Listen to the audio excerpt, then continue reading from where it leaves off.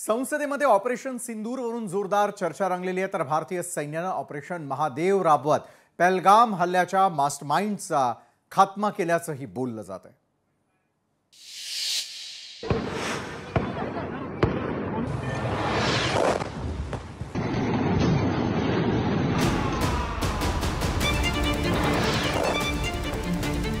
यह सिंदूर की लाली शौर्य की कहानी है, भारत के मस्तक पर वीरता की निशानी है।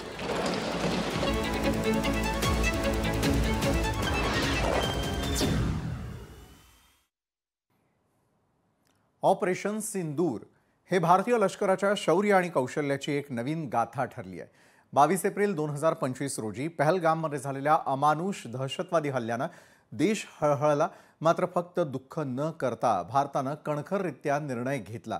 7 मे 2025 रोजी सूर्योदयाच्या छायेमध्ये भारतीय लष्कराचे तिन्ही दलांची एकजूट झाली आणि पाकिस्तान तसंच त्यांच्या प्रशासित काश्मीरमधील 9 दहशतवादी तळांवरती विजेच्या वेगानं प्रहार केला। बहावलपूर, मुरिदके, मुझफ्फराबाद आणि कोटली या ठिकाणी मिसाइल्सच्या कांठळ्या बसवणारा आवाज दुमदुमला। प्रगत तंत्रज्ञान, अचूक नियोजन आणि रात्रभर चाललेल्या मोहिमेमुळे शत्रूच्या छावण्यांचा नामोनिशाण मिटवला गेला। ऑपरेशन सिंदूरनं भारतानं केवळ थेट जबाबच दिला नाही, तर दहशतवाद्यांचा माज आणि त्यांच्या पाठीराख्यांचा अहंकारही धुळीला मिळवला। या ऐतिहासिक मोहिमेनं संपूर्ण देशामध्ये नवचैतन्य आणि आत्मविश्वासाचे वारे वाहू लागले आणि याचबाबत भारताच्या संसदेत ऑपरेशन सिंदूरवरून चांगलंच रणकंदन माजल्याचं पाहायला मिळालं। मात्र ही चर्चा फक्त विवादांची धुरा नव्हती, तर त्यात सामोरे आलेल्या धाडसी रणधीरांची कथा होती। देशाच्या आत्मविश्वासाची, निर्भयतेची आणि सर्वसामान्य जनतेच्या मनातला अभिमान व्यक्त करणारी। संरक्षण मंत्र्यांच्या निर्णायक भाषणातून उमगले की ही कारवाई केवळ प्रत्युत्तर देण्याची कल्पना नव्हती, तर शर्तीपणाने आखलेली एक रणनीती होती, ज्यात भावनेपेक्षा देशभक्ती आधी होती। सैनिकांच्या मर्मस्पर्शी कहाण्या संसदेमध्ये सुनावल्या गेल्या, ज्या ऐकताना आपल्या मनातही एका वेगळ्या जोमाची जाणीव झाली। यावेळी काँग्रेसनं सैनिकांच्या शौर्यावर प्रश्नचिन्ह उपस्थित न करता थेट सत्ताधाऱ्यांना कोंडीत पकडण्याचा प्रयत्न केला। हा वादाभास केवळ राजकारण नव्हता, तर एका सशक्त लोकशाहीची ती जादू होती, जिथे रणनीती, बातम्यांमागील सत्य आणि प्रश्न विचारणारा अंदाज यांची गोड जुगलबंदी होती। संसदेच्या रणभूमीवरून एक संदेश स्पष्ट झालेला आहे की राष्ट्रीय सुरक्षा ही राजकीय खेळ नाही आहे, तर ती प्रत्येक भारतीयाच्या मनाच्या तळाशी जोडलेली आहे। ऑपरेशन सिंदूरची ही चर्चा केवळ एका कारवाईचा इतिहास नव्हे, तर भविष्यकालीन ध्येयाची सुरुवात देखील आहे। जेव्हा संरक्षण मंत्री राजनाथ सिंग हे ऑपरेशन सिंदूरबाबत माहिती देत होते, तेव्हा काँग्रेसनं मोकळी आणि मार्मिक भूमिका घेतली। ऑपरेशन सिंदूर का थांबवण्यात आलं, अशी विचारणा जेव्हा राहुल गांधींनी सत्ताधाऱ्यांना केली, तेव्हा संसदेमध्ये राजनाथ सिंगांनी त्यांना आपलं उत्तर पूर्ण होऊ देण्याची विनंती केली। तसंच आपल्या सर्वांचं उत्तर देणार असल्याचंही त्यांनीच सांगितलं। जानकर पूरे सदन को प्रसन्नता होगी कि विद इन 22 मिनट्स पूरा ऑपरेशन समाप्त हो गया। ऑपरेशन केवल पाज किया गया है, स्थगित किया गया है।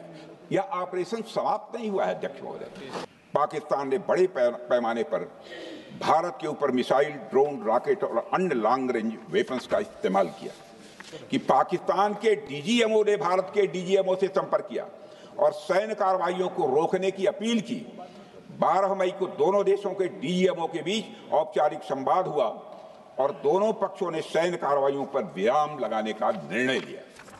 बहुत हो गया, यह पेशकश इस कैबिनेट के साथ स्वीकार की गई थी। सुने, रुकिए तो रुकिए, बता दूंगा, बता दूंगा, बता दूंगा। अब बैठ तो आपको मौका मिलेगा। यह क्यों रुका, इसका पहले ही मैं पूरी तरह से वर्णन कर चुका है अध्यक्ष महोदय। मैं नेता प्रतिपक्ष को बहुत सम्मान के साथ कहना चाहता हूं कि कृपया एक बार मेरा पूरा भाषण पूछ लें। आपको प्रश्न पूछने की पूरी आजादी है, आप पूछ सकते हैं, मैं उसका उत्तर दूंगा। जानकर पूरे सदन को प्रसन्नता होगी कि विद इन आणि ऑपरेशन सिंदूरवरील या चर्चासत्रामध्ये आपल्या देखील न्यूज प्लॅनेटमध्ये मान्यवर जोडले गेले आहेत। मी त्यांच्याकडे जाण्याआधी त्यांचं आधी स्वागत तर करतोच, मात्र यावेळेला सुप्रियाताई सुळे बोलतायत। थेट जाऊयात। बोलते थे, हम 10 दिन घूम रहे थे कि cross border terrorism, terror and talks can not together, we were साथ में थे हम उसमें। मेरे ख्याल से किसी ने, और जब ऑल पार्टी मीटिंग में हम गए थे तब हमने कहा था कि अगर आप युद्ध करेंगे तो हम भारत के साथ रहेंगे, जो भी करेंगे आप। लेकिन जिस तरह से, और एक उन्होंने पूछा, एक बीजेपी के ने कि हमने अटैक किया और पहले वाली सरकार ने कुछ नहीं किया। मैं पूछना चाहती हूँ कि आपका ऑब्जेक्टिव था क्या? तेजस्वी सूर्या जी कह रहे थे कि ओ आप इतने साल कांग्रेस ने कुछ नहीं किया, वो तो भूल गए इतिहास पर क्या क्या किया। लेकिन मैं बड़ी विनम्रता से उनको पूछना चाहती हूँ कि डी एस्केलेट तो एक डेढ़ दिन में ही हो गया, तो व्हाट वाज the objective of the war when he said, क्योंकि ये बहुत सारे लोग मुंबई के अटैक के बारे में बोले और बोले कि कांग्रेस ने कुछ नहीं किया। मैं बोलना चाहती हूँ, आपको पता नहीं दुख क्या होता है।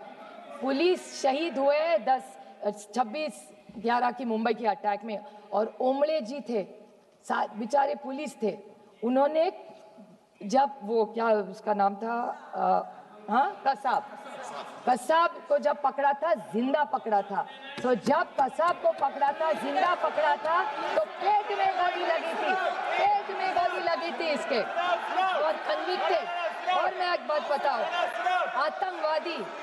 आतंकवादी को जिंदा हमने पकड़ा था, तब हमारी, मैं नहीं कहती वो हमारा सरकार नहीं गई थी, इस देश की पुलिस थी वहां। मैं नहीं कहूंगी कि कांग्रेस ने की, कभी नहीं कहूंगी मैं कि एनसीपी कांग्रेस की सरकार थी, हमने पकड़ा, हम नहीं पकड़ने गए थे। वो जो पुलिस वाला था उमड़े, जिन्होंने जान दी, उन्होंने उसको पकड़ा है। मैं कभी इस मामले में क्रेडिट नहीं लूंगी, इतनी तो इंसानियत रखो। नवंबर 21 में उसको फांसी हुई थी, नवंबर 21 में। हिसाब देती हूँ आपका, पहले कन्विक्ट हुए 2010 में, उसके बाद Mumbai high court, supreme court, mercy petition, execution carried out, और नवंबर 2021 में पूना में इसी को फांसी हुई थी, अब कसाब को। ये तर खासदार सुप्रिया सुळे बोलत होत्या आणि थेटपणे त्यांनी पुन्हा एकदा सरकारला काही प्रश्न उपस्थित करत, पोलीस असतील किंवा जवान असतील, ते आपल्या जीवाची पर्वा न करता देशासाठी काम करतात, मात्र कुठल्याही सरकारने त्याचं श्रेय लाटण्याचा प्रयत्न करू नये असं सांगायला ते विसरल्या नाहीत। वळूयात पुढे। नुकतंच भारतीय सैन्य दलांनी जम्मू काश्मीरच्या अनंतनाग जिल्ह्यामधील लिडवास जंगलामध्ये ऑपरेशन महादेव देखील राबवलं। या ऑपरेशन अंतर्गत 3 दहशतवाद्यांना ठार करण्यात आलं। या दहशतवाद्यांचा संबंध हा 22 एप्रिल 2025 रोजी पहलगाममध्ये झालेल्या भीषण आतंकवादी हल्ल्याशी असून त्यांनी लष्कर-ए-तैयबा आणि द रेझिस्टन्स फ्रंट या संघटनांशी संबंधित असल्याचा संशय आहे। या ऑपरेशनमध्ये हस्तगत केलेल्या वस्तूंमध्ये शस्त्र आणि गोळ्यांचा समावेश आहे। ऑपरेशनची योजना चिनार कॉर्प्सनं आखली आणि भारतीय सेना, जम्मू काश्मीर पोलीस आणि सीआरपीएफ यांच्या संयुक्त प्रयत्नांमधून या दुर्गम आणि घनदाट जंगलामध्ये ही मोहीम फत्ते करण्यात आली। यामुळे पहलगाम हल्ल्याचा मोठा अन्याय सोडवण्यामध्ये भारताला यश आलेलं असून आतापर्यंत अनेक आतंकवादी छावण्यांवरती कारवाई करून अनेक दहशतवाद्यांचा खात्मा करण्यात आल्याचं बोललं जात आहे। तर ऑपरेशन महादेवचा अगदी थोडक्यामध्ये आपण आढावा घेणार आहोत। तर ऑपरेशन महादेव काय सांगतंय? ऑपरेशन महादेव अंतर्गत दहशतवाद्यांना कंठस्नान घालण्यात आलं। श्रीनगरच्या लिडवासमध्ये 3 दहशतवाद्यांचा खात्मा करण्यात आला। एन्काउंटरमध्ये टीआरएफचे 3 दहशतवादी ठार। लष्कर कमांडर अबू मुसालाही कंठस्नान। ठार दहशतवादी पहलगाम हल्ल्याशी संबंधित असल्याचा संशय। खात्मा केलेल्या दहशतवाद्यांची ओळख पटवण्याचं काम सुरू।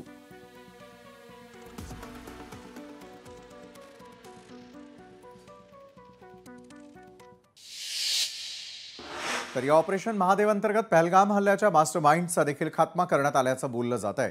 अबू मुसा असं त्याचं नाव असून त्याच्याबद्दलही थोडक्यात माहिती घेऊयात की तो नेमका कोण होता ते।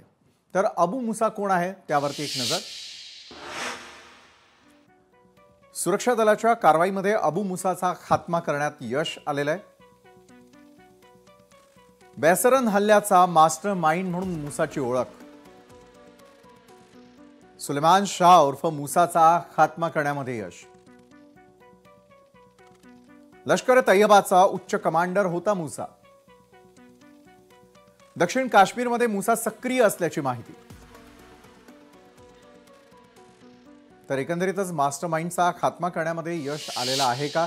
कारण आजपर्यंत त्यानं केलेल्या कर्तुती आपण सगळ्यांनी पाहिल्या. मात्र याच विषयावरती आज अधिक चर्चा करण्यासाठी आपल्यासोबत आहेत निवृत्त lieutenant general Sanjay Kulkarni sir, निवृत्त lieutenant colonel Satish Dhage sir, भाजपचे प्रवक्ते नवनाथ बन आणि काँग्रेसचे प्रवक्ते हनुमंत पवार. चारही मान्यवरांचं मी यावेळेला स्वागत करतो आजच्या न्यूज प्लॅनेटमध्ये. संजय सर, आपल्यापासून सुरुवात करेल. ऑपरेशन सिंदूर हे एखाद्या देशभक्ताच्या आणि एका जवानाच्या नजरेतून आम्हाला समजावून सांगा. कारण ज्या प्रकारचं रणकंदन आज आपल्याला पाहायला मिळतंय, खरं तर तो हक्क आहे सत्ताधाऱ्यांचा आणि विरोधकांचा देखील. मात्र ज्यावेळेला प्राणाची आहुती देत अशा प्रकारचं ऑपरेशन कुठल्याही प्रकारचं राबवलं जातं, त्यावेळेला ते एखाद्या देशभक्ताच्या किंवा जवानाच्या नजरेमधून काय असतं, अगदी थोडक्यात सुरुवातीला. थँक्यू. आता हे पहा तुम्ही, ऑपरेशन सिंदूर आपण केव्हा लॉन्च केलं? एप्रिलला मध्ये जेव्हा पहलगाम मध्ये 26 लोक मारले गेली, त्यातला एक मुसलमान होता, बाकी 25 सगळे हिंदू, आणि त्या हिंदूला विचारून मारलं गेलं. तर टोटल 26 लोक मारले गेली. बरोबर. सगळेचे सगळे टुरिस्ट होते कुठे? पहलगाम मध्ये. त्याच्यानंतर कळलं की याच्यात फॉरेन टेररिस्ट आहेत आणि कोणीतरी याच्यात आहे जो लोकल पण आहे, ज्यांनी यांची मदत केली आहे, पण हे फॉरेन टेररिस्ट आहेत.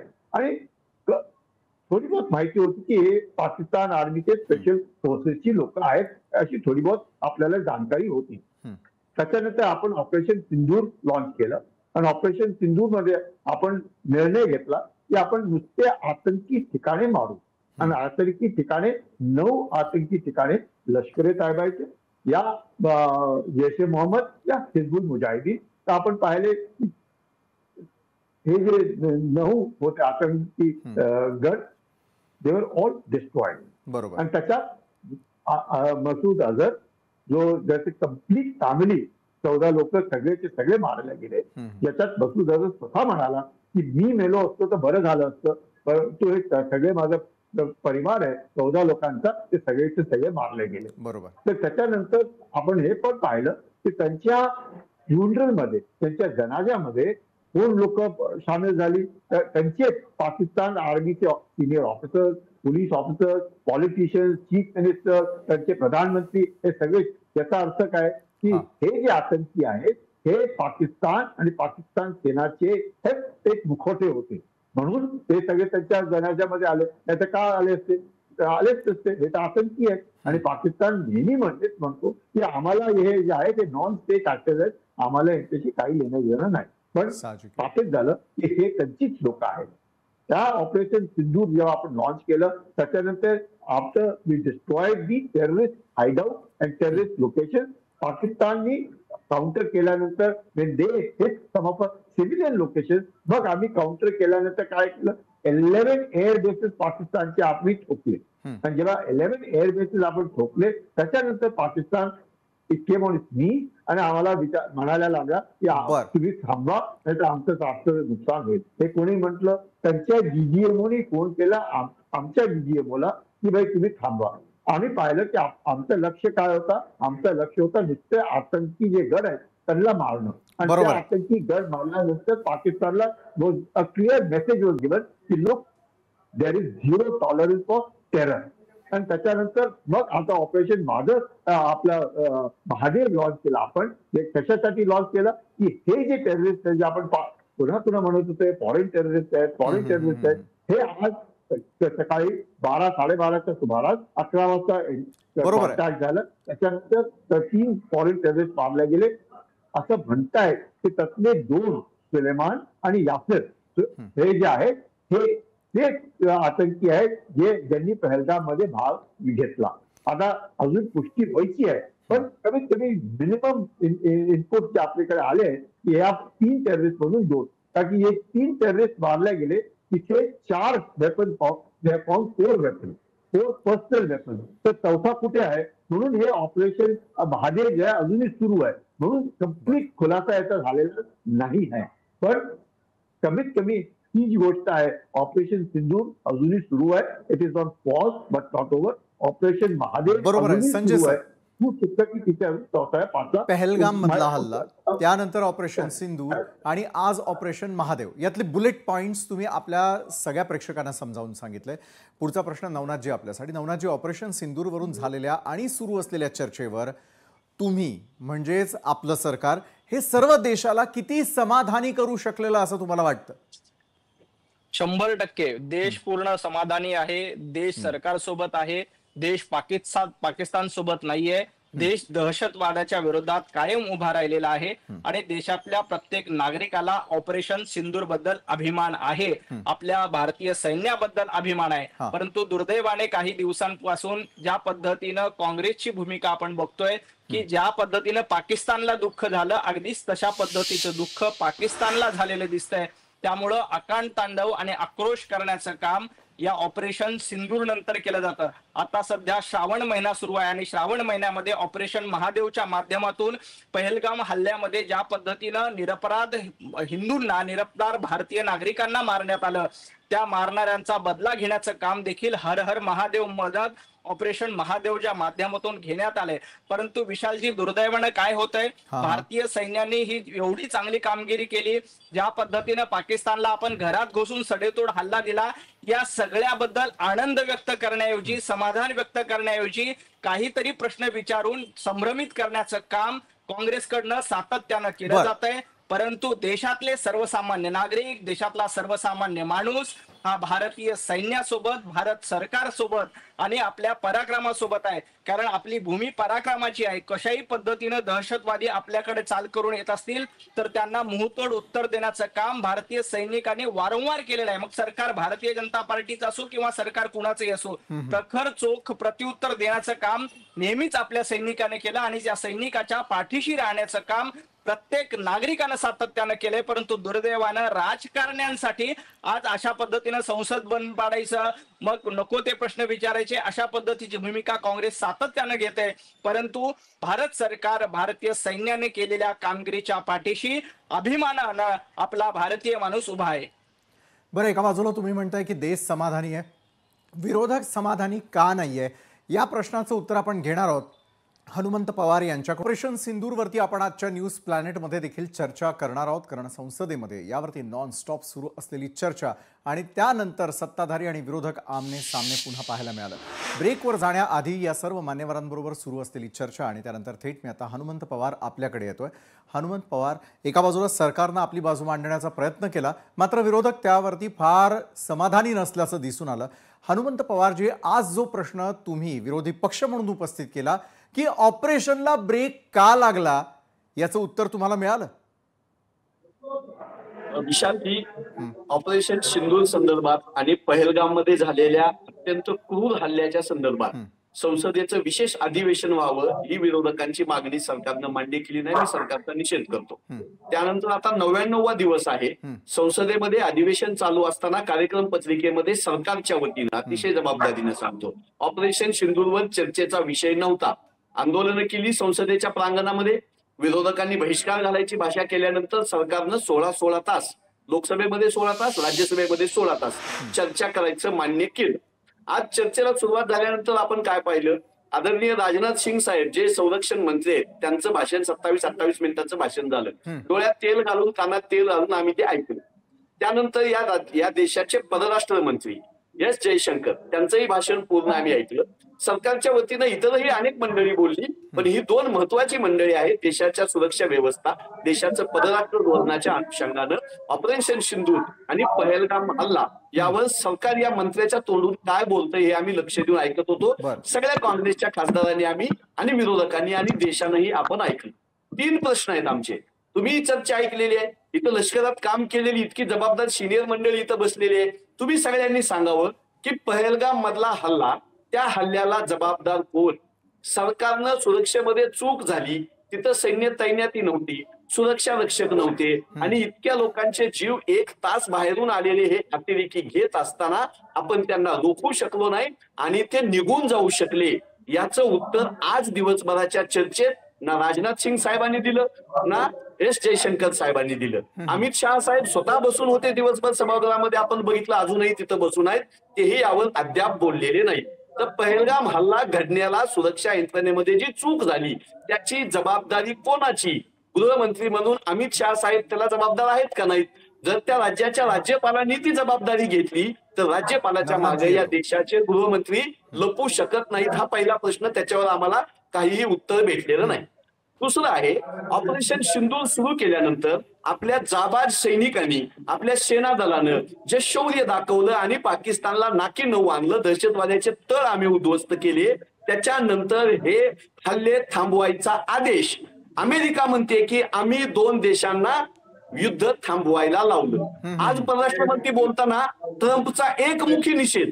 विरोधक, सत्ताधारी, सरकार म्हणून आणि भारतीय संसद म्हणून डोनाल्ड ट्रम्पचा धिक्कार का करण्यात आला नाही? का बरं आपण कशासाठी घाबरतोय? आपला देश, आपली सुरक्षा, आपली लोक मारली गेली, आपल्या सैनिकांनी युद्ध लढलं गेलं, तर 27 वेळा अमेरिकेचा राष्ट्राध्यक्ष जर म्हणत आहे आज तागायत आमच्या मध्यस्थीमुळे रुकलं, तर त्याचा धिक्कार करायला सरकारला आज अडचण काय होती? त्याचा धिक्कार केलेला तुम्हाला दिसला असेल तर आम्हाला समजून सांगा. आणि तिसरं म्हणणं की परराष्ट्र धोरणामध्ये आमच्या सोबत इतर देश राहिले नाहीत ही वस्तुस्थिती मांडल्यानंतर परराष्ट्र मंत्र्यांनी जे उत्तर दिलं की 193 देशापैकी फक्त 3 देशांनी आपल्याला विरोध केला, बाकीचे सगळे देश आपल्या सोबत होते आणि जग आपल्या सोबत आहे हे विधान करताना इंटरनॅशनल मॉनिटरी फंडनं 1 मिलियनची जी मदत केली गेली पाकिस्तानला, ती कशाचं द्योतक आहे? युद्ध चालू झालेली गोष्ट आहे ती महिन्याभराच्या आत. आणि संयुक्त राष्ट्राच्या सुरक्षा परिषदेचं अध्यक्षपद पाकिस्तानला मिळालं. आपण जगभरात सांगतोय की पाकिस्तानचं लष्कर, पाकिस्तानचे दहशतवादी गट आणि पाकिस्तानचं सरकार हे तिघं दहशतवादाला खतपाणी घालतात, भारत विरोधी कारवाया करतात, भारतामध्ये हल्ले करून निष्पाप नागरिकांचे जीव घेतात. तर अशा पाकिस्तानला आंतरराष्ट्रीय राजकारणामध्ये संयुक्त राष्ट्र परिषदेच्या सुरक्षा परिषदेचं अध्यक्षपद मिळताना आपले परराष्ट्र मंत्री काय करत होते? आपलं सरकार काय करत होतं? 1 बिलियनची मदत मिळत असताना आपण का नाही अडवू शकलो? आपली मागणी ती का नाही मान्य झाली? असे प्रश्न तिन्ही आज दिवसभराच्या सेशनमध्ये अनुत्तरित राहिले. बरं, जर या तिन्ही प्रश्नांची उत्तर आपल्याला त्या ठिकाणाहून नाही मिळाली तर याचं उत्तर आपण नवनाथ बन आपल्याकडून घेणारच आहोत. आणखी एक महत्वपूर्ण आपले गेस्ट आपल्या सोबत आहेत, सतीशजी ढगे. सतीशजी, प्रश्न देशाच्या सुरक्षिततेसाठी तुमच्यासारखे जवान आणि अधिकारी वर्ग कर्तव्य बजावून मोकळे होतात बरं का, पण त्यावरून भूत, वर्तमान आणि भविष्यासाठी राजकारण्यांना मुद्दे मिळतात. कसं वाटतं हे सगळं पाहिल्यानंतर? बघा, ऑपरेशन सिंदूरशी संबंधित चर्चा सुरू आहे. जर आपण मिलिटरी पर्स्पेक्टिव्हनं या ठिकाणी पाहिलं तर ऑपरेशन सिंदूर ही मिलिटरी केस स्टडी युनिक अशी आहे आणि त्याच्या भारतीय जवानांच्या किंवा भारताच्या आर्म्ड फोर्सेसच्या शौर्याविषयी दूर दूर पर्यंत जे आहे कोणाच्याच मनामध्ये शंका नसावी. कित्येक तास आपण त्याच्या पॉझिटिव्ह विषयी बोलू शकतो. पण या ठिकाणी आता राजकीय प्रतिनिधी सुद्धा त्या ठिकाणी आहेत. भाजपाच्या प्रवक्त्यांना जे आहे हे सगळं जे आहे पांढरच त्या ठिकाणी दिसेल आणि काँग्रेसच्या प्रवक्त्याला जे आहे ते सगळं ते काळच त्या ठिकाणी दिसेल. मला जर तुम्ही त्या ठिकाणी विचाराल तर मला वेगवेगळ्या प्रकारचे ग्रे शेड सुद्धा दिसतात. का मी असं त्या ठिकाणी म्हणतोय? माझ्यासाठी जो आहे ग्लास हाफ फुल आहे आणि ग्लास जो आहे हाफ एम्प्टी आहे. फुल ऑफकोर्स म्हणजे कोणी विचारही केला नसेल पाकिस्तानच्या हद्दीमध्ये घुसून बहावलपूर असेल किंवा सारख्या त्या ठिकाणी पाकिस्तानच्या या दहशतवाद्यांची तळ उद्ध्वस्त करणं ही काही सोपी गोष्ट त्या ठिकाणी. अत्यंत सटीक 9 दहशतवाद्यांची तळ उद्ध्वस्त करणं, त्याचबरोबर 11 अत्यंत महत्वाचे मिलिटरी बेसेस डिस्ट्रॉय करणं ही अत्यंत महत्वाची घटना त्या ठिकाणी होती. पण याच्या पलीकडे जाऊन 10 मेला ज्या प्रकारे जे आहे भारत आणि पाकिस्तान यांच्यामध्ये एक प्रकारे शस्त्रसंधी झाली, मी हे सुद्धा मानायला तयार नाही जो काँग्रेसचा आता आरोप त्या ठिकाणी केला. माझ्या मते डॉक्टर एस जयशंकर यांनी संसदेच्या पटलावर जर स्पष्टपणे त्या ठिकाणी सांगितलं असेल की 22 एप्रिल ते 16 जून या कालावधीमध्ये प्रधानमंत्री नरेंद्र मोदी आणि डोनाल्ड ट्रम्प त्याचबरोबर भारत सरकार आणि USA यांच्यामध्ये या ट्रेडशी संबंधित आणि टेररिझमशी संबंधित कुठलीही चर्चा झाली नाही, तर माझ्या मते त्याला त्या ठिकाणी फुल स्टॉप त्या ठिकाणी असावा. मी 100% यासाठी अग्री करतो की भारताचे परराष्ट्र मंत्री म्हणत असेल तर मग तो डोनाल्ड ट्रम्प बाबा असेल किंवा दुसरं कोणी त्या ठिकाणी असेल, आपण त्यांना मानता त्या ठिकाणी काम नाही. पण ज्या अटी शर्तींवर ही शस्त्रसंधी केली त्याविषयी मात्र नक्कीच माझ्या मनामध्ये जे आहे साशंकता आहे. साशंकता म्हणजे आपण जर जोरदार तयारी त्या ठिकाणी केली होती, एवढ्या डॉमिनंट पोझिशन मध्ये त्या ठिकाणी होतो, हेच नरेंद्र मोदी आहेत, त्यांच्याकडून खूप मोठ्या अपेक्षा आहेत. याच नरेंद्र मोदींनी जे आहे आर्टिकल 370 सारखं अत्यंत किचकट आणि अडकलेलं जे आर्टिकल आहे ते हटवलं त्या ठिकाणी होतं. मग मागच्या 7 दशकांमध्ये हा जम्मू काश्मीर आणि त्यातल्या त्यात पाक ऑक्युपाईड काश्मीरचा जो प्रश्न आहे त्याला जर सॉल्व्ह करण्यासाठी ही माझ्या मते जे एक फेवरेबल सिच्युएशन त्या ठिकाणी होती. आणि मी फक्त हे जे आहे एक प्रकारे ज्याला आपण म्हणू की पॉप्युलिस्टिक धोरण मी त्या ठिकाणी घेत नाही. मी बऱ्याच वेळेस बोलताना सांगितलेलं आहे की भारतीय राज्यघटनेच्या पॉईंट ऑफ व्ह्यूनं, त्याचबरोबर 1994च्या भारताच्या संसदेच्या प्रस्तावाच्या अनुसार आणि एकूणच जनभावना जर लक्षात घेतली तर मी हे मानायला तयार नाही की जे काही ऑपरेशन सिंदूर आपण पॉज केलं त्याच्या अनुषंगाने सगळीच जनता जी आहे ती पूर्णतः खुश आहे. नक्कीच ऑपरेशन सिंदूरचा जो इम्पॅक्ट त्या ठिकाणी झाला आणि जे आपण हास्य केलं ते जे आहे अभूतपूर्व असं त्या ठिकाणी आहे. पण कंडिशनवर आपण ते थांबवलं माझ्या मते जे आहे किंतु परंतु भरपूर आहे. आणि आजच्या चर्चेमध्ये मला खूप काही अपेक्षित होतं पण सरळ सरळ राजनाथ सिंग यांनी त्या ठिकाणी उत्तर दिलं की आमचे पॉलिटिकल आणि मिलिटरी ऑब्जेक्टिव्ह साध्य झाले. बरं, दहशतवाद युद्धाचीच फक्त आमची लढाई होती आणि त्याच्या पुढे जाऊन त्या ठिकाणी म्हणतात की आम्ही रायडर म्हणजे जी कंडिशन पाकिस्तान समोर त्या ठिकाणी ठेवली होती की भविष्यामध्ये जर तुम्ही अशा प्रकारचा हल्ला केला तर याच्यापेक्षा सुद्धा जे आहे मोठ्या प्रमाणावर आम्ही हल्ला त्या ठिकाणी करू. म्हणजे ही जर अटी शर्तीच्या आधारावर आपण आपली dominant position military point of view dominant position जर त्या ठिकाणी सोडली असेल तर माझ्या मनामध्ये हेच एक त्या ठिकाणी वाक्य येतं, यासाठीच केला होता का हा अट्टहास. बरोबर आहे. एका बाजूला सरकार आपली भूमिका मांडताना दिसतंय, एका बाजूला ते जवान आणि ऑफिसर्स आपल्या सोबत आहेत जे प्राणपणाला लावून आपल्या देशाच्या सुरक्षेवरती सातत्यानं बोलत असतात. मात्र ज्या प्रकारचे 3 प्रश्न आज काँग्रेस प्रवक्त्यांनी विचारलेले त्याचं उत्तर आपण भाजपच्या प्रवक्त्यांकडून घेणार आहोतच. मात्र खरोखर शस्त्रसंधी झाली ती कुणाच्या मध्यस्थीनं झाली हा जो दावा एका बाजूला अमेरिका करताय त्यामध्ये कितपत खरोखर तथ्य आहे. दुसरीकडे त्याच अमेरिकेसमोर पाकिस्तानला ज्यावेळेला एक सर्वोच्च पद दिलं जातं त्याला कोण कारणीभूत आहे आणि राहिला प्रश्न जो विमानांसंदर्भातला त्याला देखील उत्तर का देण्यात आलेली नाही आहे. आपल्या सोबत आहेत निवृत्त लेफ्टनंट जनरल संजय कुलकर्णी, निवृत्त लेफ्टनंट कर्नल सतीश ढगे, भाजपचे प्रवक्ते नवनाथ बन आणि काँग्रेसचे प्रवक्ते हनुमंत पवार. चारही मान्यवरांचं पुन्हा एकदा स्वागत. आणि थेटपणे आता नवनाथ बन मी आपल्याकडे येतो. आपण मगाशी देखील हात उंचावलेला होता काही प्रश्नांची उत्तरं देण्यासाठी. आज जरी संसदेमध्ये त्या ठिकाणी अनेक प्रश्नांची उत्तरं मिळाली नसली तरी देखील आज मात्र हनुमंत पवार यांनी काही प्रश्न उपस्थित केलेले आहेत. दुसरीकडे सतीश ढगे सरांनी देखील काही प्रश्न उपस्थित केलेले आहेत. आज जनतेसमोर यावरती आता खुली चर्चा होऊन जाऊ देत. विशालजी, ज्या पद्धतीनं ऑपरेशन सिंदूरमध्ये भारताला यश मिळालं त्यानंतर काँग्रेसची रुदाली सुरू झाली आहे. म्हणजे हनुमंत पवार यांच्यासारखे अभ्यासू प्रवक्ते यांना संयुक्त राष्ट्र सुरक्षा परिषदेमध्ये पाकिस्तानला अध्यक्षपद कसं मिळालं हे माहीत नसेल आणि याबद्दल ते या चर्चेमध्ये प्रश्न विचारत असेल तर मला निश्चितपणे त्यांची बौद्धिक दिवाळखोरीचा प्रश्न पडतोय. पाकिस्तानला या रोटेशन पद्धतीने ते सुरक्षापद मिळालेलं आहे, त्यात पाकिस्तानचं काही कर्तृत्व नाहीये. तिथं दुसरं कुठलं राष्ट्र असेल याच्या आधी 7 वेळेला अशा पद्धतीचं सुरक्षापद काँग्रेसला मिळालं, माफ करा पाकिस्तानला मिळालं होतं. तरी देखील काँग्रेस जाणीवपूर्वक फेक नरेटिव्ह करायचं, आपली रुदाली घ्यायची आणि पाकिस्तानचा उदो करायचा अशा पद्धतीचा धंदा काँग्रेसचा नवीन नाहीये. तर त्या काँग्रेसच्या बौद्धिक दिवाळखोरीचं हे अतिशय उत्तम उदाहरण आहे. पाकिस्तानचा त्यात कुठलंही कर्तृत्व नाही. राहिला दुसरा प्रश्न, ज्या पद्धतीनं पहलगाममध्ये हल्ला झाला त्यानंतर भारतीय सैन्याने अतिशय खंबीरपणे पाकिस्तानला चोख प्रत्युत्तर दिलंय त्याबद्दल भारतीय सैन्याला अतिशय अभिमान आहे. आणि ट्रम्प यांच्या सांगण्यावरून हे सगळं रोखलं का तर अजिबात नाहीये. हे युद्धाचा पूर्ण विराम नाहीये, हा कॉमा आहे, स्वल्प विराम आहे. त्यामुळे यापुढे जेव्हा केव्हा पाकिस्तान आपल्यावर लढाई करण्यासाठी येईल तेव्हा पाकिस्तानला चोख प्रत्युत्तर देण्याची क्षमता भारतामध्ये आहे. इथं अमेरिका असो किंवा इतर कुठलाही देश असो त्यांना हस्तक्षेप करण्याचा अधिकार नाही. भारत आणि पाकिस्तान या दोघांचीच ही लढाई आहे आणि हे दोनच राष्ट्र एकमेकांसोबत लढू शकतात. राजनाथ सिंग यांनी अतिशय स्पष्ट सांगितलं की मेंढक्यासोबत लढायचं नसतं, म्हणून आपण त्यावेळेला शस्त्रसंधी केली, त्यासाठी पाकिस्ताननं आपल्याला विनंती केली आणि त्यानंतर आपण शस्त्रसंधी केली.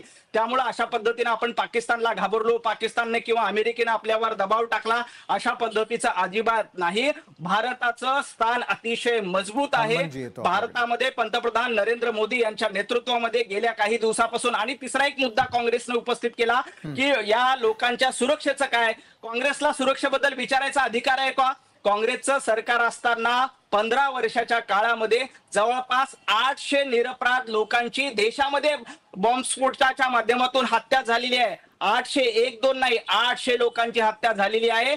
आणि जेव्हापासून पंतप्रधान नरेंद्र मोदीजी यांच्या नेतृत्वातलं सरकार आलं तेव्हापासून देशामधले बॉम्बस्फोटाचे हल्ले अतिशय कमी झालेत, नगण्य आहेत. पहलगाम वगळता एकदाही दहशतवाद्यांची हिंमत झाली नाही. त्याच्या आधी तुम्ही विशालजी आणि आपण सगळे इथं मान्यवर मुंबईकर आहोत, मुंबईमध्ये अनेक बॉम्बस्फोट झाले होते, रेल्वेमध्ये बॉम्बस्फोट झाले, 26 आकडाचा हल्ला झाला. मुंबईतला माणूस घराच्या बाहेर पडल्यानंतर घरात येईल का याची शाश्वती नव्हती. परंतु जेव्हा पंतप्रधान नरेंद्र मोदीजी यांचं सरकार आलं तेव्हा दहशतवाद्यांच्या नांग्या ठेचण्याचं काम आणि अशा पद्धतीनं भारतामध्ये कुठल्याही शहरामध्ये दहशतवादी हल्ला होऊ शकत नाही अशा पद्धतीला देशाला सुरक्षित करण्याचं काम कोण केलं असेल तर पंतप्रधान नरेंद्र मोदीजी यांच्या नेतृत्वामध्ये केलंय. त्यामुळे काँग्रेसनं दहशतवाद्याबद्दल बोलू नये. काँग्रेसच्या काळामध्ये 800 लोकांना, निरपराध माणसांना जीव द्यावा लागला होता आणि हे सगळं दहशतवाद्यांमुळे झालं होतं.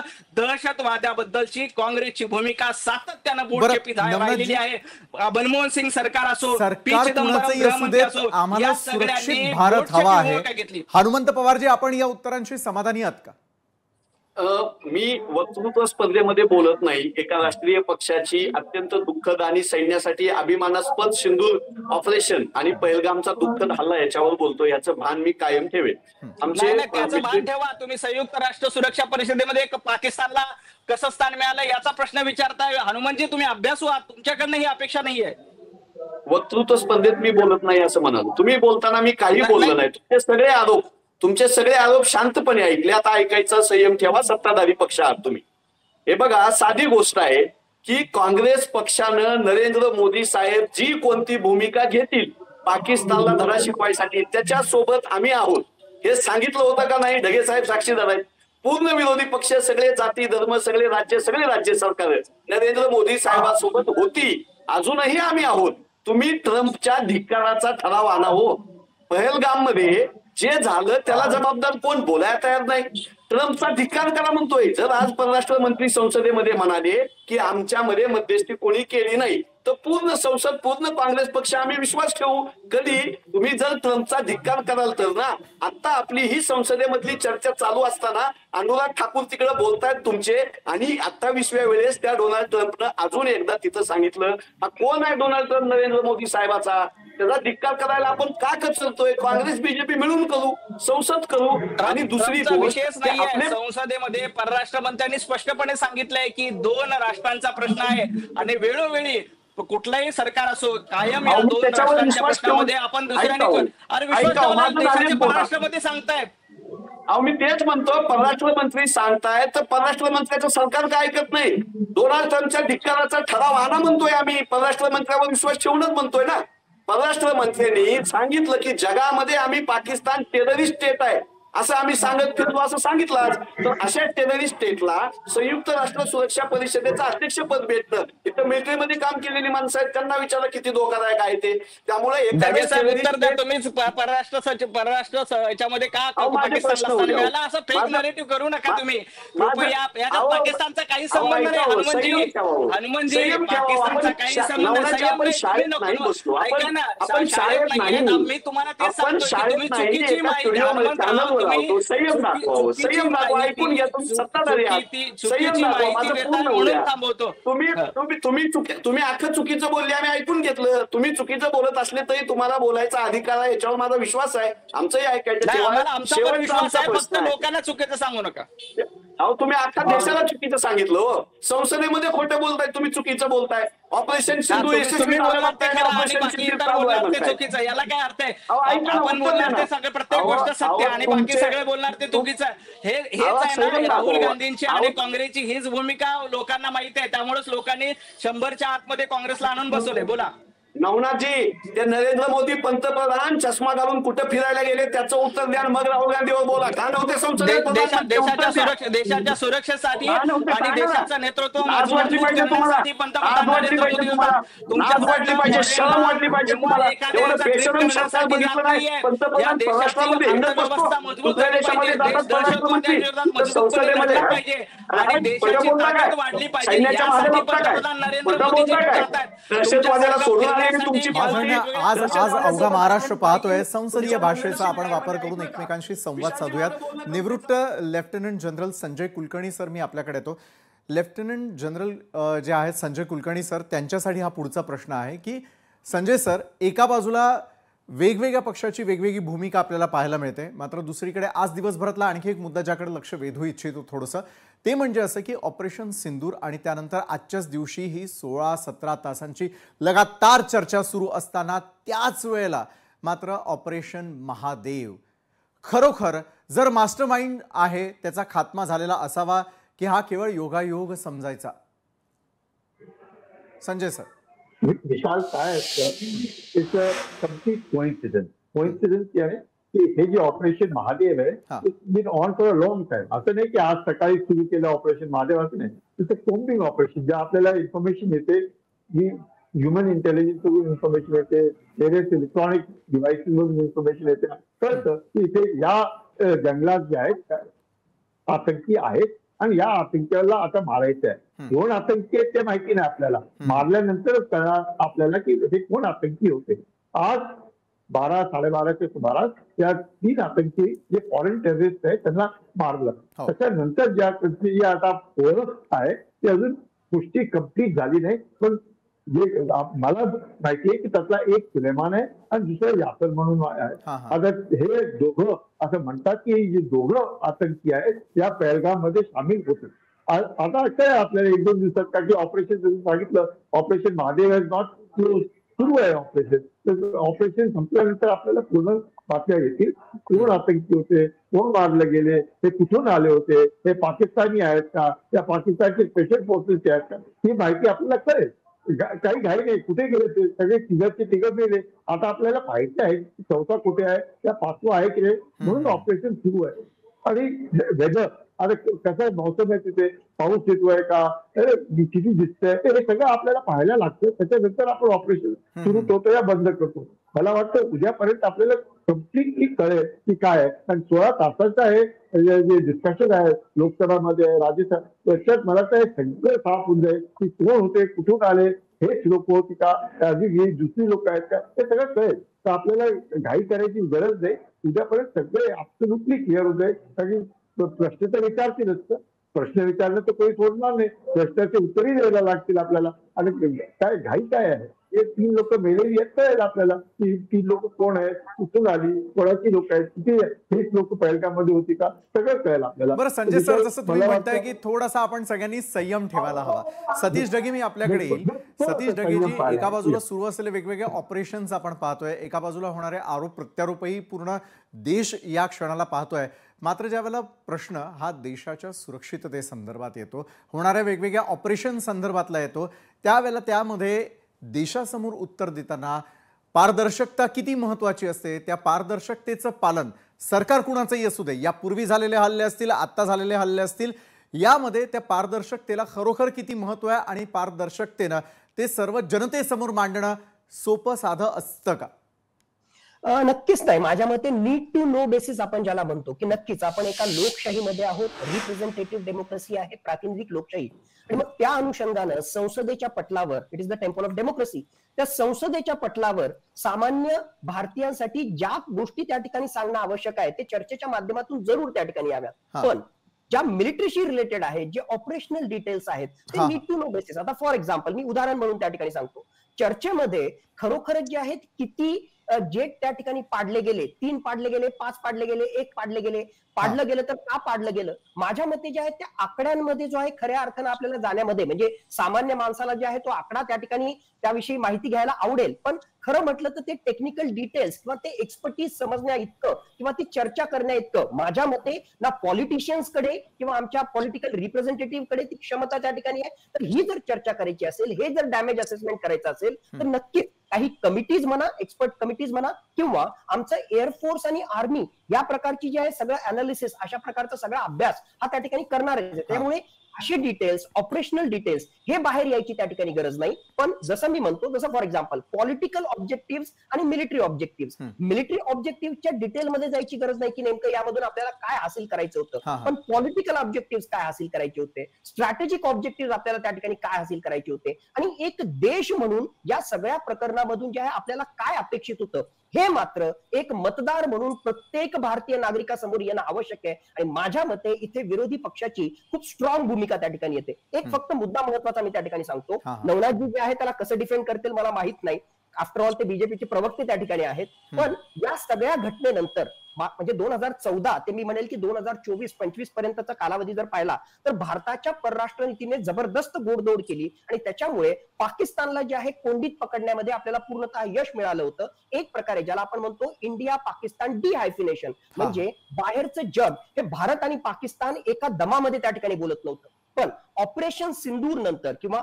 मुळात 22 एप्रिलच्या पहलगाम दहशतवादी हल्ला आणि त्यानंतर ज्या काही घटना घडल्या त्यानंतर जग, ज्यावेळेस मी जग म्हणतो महत्वाचे राष्ट्र ज्यामध्ये अमेरिका आहे, युरोपियन युनियन आहे, आता पुन्हा एकदा जे आहे हायफिनेशन झालेलं आहे. म्हणजे भारतासोबत पाकिस्तानचं नाव त्या ठिकाणी जोडलं जातंय. डोनाल्ड ट्रम्प जर या ठिकाणी सप्टेंबर मध्ये भारतामध्ये त्या ठिकाणी येत असेल तर तो पाकिस्तानचा दौरा सुद्धा त्या ठिकाणी करणार आहे. जर भारताशी संबंधित काही घोषणा केली तर पाकिस्तान नाराज होऊ नये म्हणून जे आहे पाकिस्तानशी संबंधित सुद्धा त्या ठिकाणी जे आहे युएसए त्याचबरोबर युरोपियन युनियन वेगवेगळ्या प्रकारच्या घोषणा करताना आपल्याला दिसतात. म्हणजे थोडक्यात ज्याला आपण हायफिनेशन म्हणतो, भारत आणि पाकिस्तान यांना पुन्हा जे आहे एकाच बॉक्समध्ये आणण्याचं काम या परिस्थितीनं त्या ठिकाणी त्याच्यात गेलेलं आहे. म्हणून जर आपल्याला खऱ्या अर्थानं जर फॉरेन पॉलिसीचं त्या ठिकाणी क्रिटिसिझमच करायचं असेल तर वेगवेगळे मुद्दे जे आहेत त्यामधला एक महत्वाचा मुद्दा की इंडिया पाकिस्तान हायफिनेशन झालेलं आहे. डिहायफिनेशन पासून पुन्हा आपण एक प्रकारे जे आहे आंतरराष्ट्रीय पटलावर फक्त एवढ्या मुद्द्यासाठी पुन्हा जे आहे एक स्टेप मागे आलो असं जर कोणी म्हटलं तर ते डिफेंड करणं बीजेपीला अवघड जाणार आहे. बरोबर आहे. याचं उत्तर मी नवनाथ बन आपल्याकडून देखील घेणारच आहे. त्याचबरोबर आता वेळ झालेली एका छोट्याशा ब्रेकची. मात्र ब्रेक नंतर जी खऱ्या अर्थानं महत्त्वपूर्ण चर्चा होणं देखील तितकंच गरजेचं आहे की आंतरराष्ट्रीय पातळीवरती भारताची असलेली इमेज ही बदलत असताना अचानकपणे अमेरिकेनं यातही संधी साधूपणा करत कुठेतरी राजकारण करण्याचा प्रयत्न केला का? नवनाथ बन आपल्यापासून या चर्चासत्राची मी सुरुवात करेन. नवनाथ बनजी, एका बाजूला सरकारला जे उत्तर द्यायचं आहे आणि विरोधकांना जी उत्तरं अपेक्षित आहेत यावरून सुरू असलेली चर्चा सुरू आहे, तर दुसरीकडे आंतरराष्ट्रीय पातळीवरती सुरू असलेल्या मुद्द्यांकडे देखील लक्ष वेधून घेणं अत्यंत गरजेचं आहे. जसं पाकिस्तानशी सामना खेळायचा की नाही खेळायचा, त्याचबरोबर अनेक प्रकारच्या चर्चा सुरू झालेल्या असताना कुठेतरी आपण आणि पाकिस्तान यांच्यामध्ये सुरू असलेल्या युद्धाचा आंतरराष्ट्रीय स्तरावरती इतर देशांनी फायदा घेऊ नये याकडे मी थोडंसं लक्ष वेधू इच्छितो. दुसरीकडे सतीश ढगे सरांनी जे काही प्रश्न उपस्थित केले त्यावरती आपण बोलू शकता. नवनाथ बन. विशालजी, 2014ला जेव्हा भारताचे पंतप्रधान नरेंद्र मोदी झाले तेव्हापासून मागच्या 10 वर्षामध्ये जगभरामध्ये भारताची प्रतिमा आणि भारताची मान अभिमानाने उंचावली पाहिजे यासाठी सातत्यानं पंतप्रधान नरेंद्र मोदीजी यांनी प्रयत्न केले. जेव्हा ऑपरेशन सिंदूर झालं तेव्हा डोनाल्ड ट्रम्प यांचं एक विधान आलं की अशा पद्धतीचा युद्ध करार वगैरे त्याबद्दलचं बोललं. परंतु भारताची सातत्यानं म्हणजे परराष्ट्र मंत्री यांनी सातत्याने याबद्दलची आपली भूमिका स्पष्ट केलेली आहे की काश्मीर हा मुद्दा भारत आणि पाकिस्तानचा आहे, याच्यामध्ये इतर कोणीही लुडबुड करण्याचा काही अधिकार नाही. हे जे काही युद्ध थांबलं ते फक्त पाकिस्तानच्या विनंतीनंतर थांबलेलं आहे आणि आपल्या सैन्याने आपली मजबूत अशी ताकद जगाला दाखवून दिलेली आहे. आपण दहशतवादाच्या विरोधामध्ये एकजूट आहोत आणि दहशतवादाचं कशाही पद्धतीनं समर्थन केलं जाणार नाही. दहशतवादी हल्ल्याला चोख प्रत्युत्तर देण्याची क्षमता भारत सरकारमध्ये आहे हे सातत्यानं भारतानं दाखवून दिलं. एवढंच नाही तर आपल्या सीमा मजबूत करण्याचं काम, आपलं एवढं 370 सारखं अतिशय कठीण असणारं कलम हटवण्याचं काम भारतीय जनता पार्टी पंतप्रधान नरेंद्र मोदींच्या नेतृत्वामध्ये केलं, अमित भाईंच्या नेतृत्वामध्ये केलं. त्यामुळे जगभरामध्ये अनेक देशांवर आपला दबदबा कायम राहिला. ढगे सरांबद्दल आदर राखून मी सांगतो की ज्या पद्धतीने ते म्हणतायत की अमेरिका काही दिवसांपासून अमेरिकेला वगैरे मदत करतायत, इतर काही अमेरिका पाकिस्तानला मदत करताय आणि इतर काही राष्ट्र आता पाकिस्तानशी सलगी करून आहेत. परंतु आपण एक गोष्ट लक्षात घेतली पाहिजे की आशिया खंडामध्ये वातावरण खराब करण्यासाठी काही लोक निश्चितपणे प्रयत्न करत असतात आणि दुर्दैवानं आपल्या इथले काही विरोधी पक्ष अशा पद्धतीचे त्या लोकांना मदत करतायत का असा देखील या निमित्ताने प्रश्न उपस्थित होतोय. भारताचं परराष्ट्र धोरण अतिशय मजबूत आहे. काही इतर राष्ट्राला आपल्या इथले काही लोक मदत करून अशा पद्धतीनं ज्या पद्धतीनं संसदेमध्ये गोंधळ घालायचा, ज्या पद्धतीमध्ये पाकिस्तान धार्जिनी भूमिका घ्यायची, जे प्रश्न पाकिस्तानला गंभीर आरोप आपण करताय, हनुमंत पवार उत्तर देतील. प्रश्न काँग्रेस विचारत आहे याबद्दल आम्हाला जास्त शंका आहे आणि त्याच्या मागे नेमकं काय राजकारण आहे याचा तपास झाला पाहिजे. हनुमंत पवार. ललन सिंग नावाचे यांचे एक पंचायती राज मंत्री आहेत. ते आज संसदेत बोलत असताना ज्या त्यांना आपल्या शूर सैनिकांनी कंठस्थान घातलं, मारलं, त्यांचा शहीद असा उल्लेख केला संसदेमध्ये, लोकसभेमध्ये. यांचा मंत्री आपल्या सैन्यानं मारलेल्या अतिरेकांचा शहीद असा उल्लेख करतो. धिक्कार असावा अशा खासदारांवर. 1. 2, आमचं साधं म्हणणं आहे की जर अमेरिकेनं तुमच्यामध्ये मध्यस्थी केली नाही तर त्याचा धिक्कार करूया ना आपण. का थांबतोय, का घाबरतोय आपण? आणि तिसरा प्रश्न आमचा की आज राजनाथ सिंग साहेबांनी सांगितलं की ऑपरेशन सिंदूर सक्सेस झालं आणि तेच 10 मिनिटांना म्हणतायत की ऑपरेशन सिंदूर संपलं नाही, चालू आहे. फर्म राहा. आम्ही तुमच्या शब्दावर विश्वास ठेवू, सरकारवर आमचा विश्वास आहे, आम्ही पाठीशी आहे. पण तुम्ही चालू पण म्हणताय आणि संपलं नाही पण म्हणताय आणि यशस्वी झालं पण म्हणताय. तुम्ही म्हणताय सैन्याला आम्ही पूर्ण सूट दिली होती. मग सैन्याच्या अधिकाऱ्यांनी माध्यमासमोर येऊन सांगितलं की 21 ठिकाणं आम्ही निवडली होती, फक्त 9 ठिकाणावर हल्ल्याची परवानगी सरकारनं का दिली? आम्ही पाकिस्ताननं सरकारला विनंती केली की युद्ध थांबवा म्हणून. सीडीएस आमचे लष्कराचे सर्वोच्च अधिकारी ते सार्वजनिक व्यासपीठावर सांगतायत की आम्हाला यंत्रणा कमी पडली, निर्णय प्रक्रियेचा घोळ झाला. ज्यावेळेस या देशाच्या सगळ्या सार्वभौमत्वाचा विषय असेल, ज्यावेळेस या देशाच्या सीमाच्या संरक्षणाचा विषय असेल, ज्यावेळेस परराष्ट्र धोरणाचा विषय असेल, त्यावेळेस आणि पहलगाम मधल्या सारख्या सगळ्या सुरक्षा यंत्रणांना गाफील ठेवण्याचा विषय असेल, त्यावेळेस आम्हाला प्रश्न विचारावे लागेल. 100 खासदारांचा काँग्रेस पक्ष आहे, यांचे नरेंद्र मोदी उत्तर द्यायचं सोडून ज्यावेळेस हल्ला झाला पहलगाम मध्ये गेले नाहीत, काय गेले नाहीत विचारा नवनाथ बनाला. आज संसदेमध्ये प्रश्नाचं उत्तर घेऊयात ना की ज्या वेळेला विरोधक अशा प्रकारचा प्रश्न उपस्थित करताय, संसदेमध्ये उत्तर मिळणार का नवनाथ बन? निश्चितपणे जे प्रश्न पाकिस्तानला पडायला हवेत, दुर्दैवाने ते प्रश्न काँग्रेसला पडतायत आणि काँग्रेसच्या प्रवक्त्यांना पडतायत.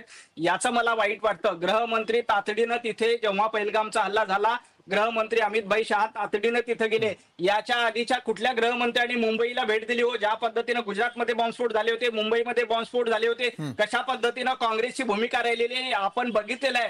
दहशतवादाच्या विरोधात सातत्यानं बोटचेपी भूमिका घेण्याचं काम काँग्रेसने केलेलं आहे. त्यामुळे या देशामध्ये सर्वात जास्त ऐकून घ्या आता, संसदेवरचा हल्ला तुमच्या काळात झाला होता. तुमच्या काळात अतिरेकी निर्दोष सुटायला लागले. तुमच्या काळात अतिरेकी निर्दोष सुटायला लागले. तुमच्या काळामध्ये अतिरेक्याला तुम्ही काठमांडूला सोडून आले. तुमच्या काळात अक्षरधाम मंदिरावर हल्ला झाला, दहशतवादी मारल्यानंतर शहीद झाला असं तुमचा मंत्री म्हणतो. पंतप्रधान देशाच्या बाहेर पळून जातात उत्तर द्यायचं सोडून. पहलगाम मधल्या हल्ल्याची जबाबदारी गृहमंत्र्यांना घ्यायला सांगा. पहलगाम मधल्या हल्ल्याची जबाबदारी घ्यायला सांगा गृहमंत्र्यांना. संसदेमध्ये खोटं बोलताय. बरं, सरकार केलं असं त्या सरकारच्या कार्यकाळामध्ये अनेक वेळेला देशावरती अशा प्रकारचे भ्याड हल्ले हे पाकिस्ताननं केले आणि त्यामागे तोच दहशतवादी चेहरा असल्याचंही अनेक वेळेला निष्पन्न झालं. मात्र त्यावरून आज सुरू असलेली ही लगातार चर्चा अजूनही संसदेमध्ये सुरू आहे. याच चर्चेसंदर्भामध्ये प्रत्येक गोष्टीवरती झालेल्या चर्चेचा अन्वयार्थ समजून घेण्यासाठी आपण या सर्व मान्यवरांना आमंत्रित केलेलं होतं. धन्यवाद खरं तर नवनाथ बन, हनुमंत पवारजी, त्याचबरोबर सतीश ढगे सर आणि संजय कुलकर्णी सर, आपण या चर्चासत्रात आमच्यासोबत जोडला गेलात त्यासाठी. एका बाजूला संसदेमधली चर्चा अशाच प्रकारे सुरू राहील, मात्र त्याकडे पाहण्याचा प्रत्येक भारतीयाचा, प्रत्येक राजकीय पक्षाचा आणि देशाच्या जवानांचा आणि त्या ठिकाणी काम करत असलेल्या ऑफिसर्सचा नेमका याकडे पाहण्याचा दृष्टिकोन काय हे समजून घेण्याचा आजच्या न्यूज प्लॅनेटच्या माध्यमातून आपण प्रयत्न केला. आजच्या न्यूज प्लॅनेटमध्ये वेळ झाली इथेच थांबण्याची. ताज्या घडामोडींसाठी पाहायला विसरू नका लोकशाही मराठी.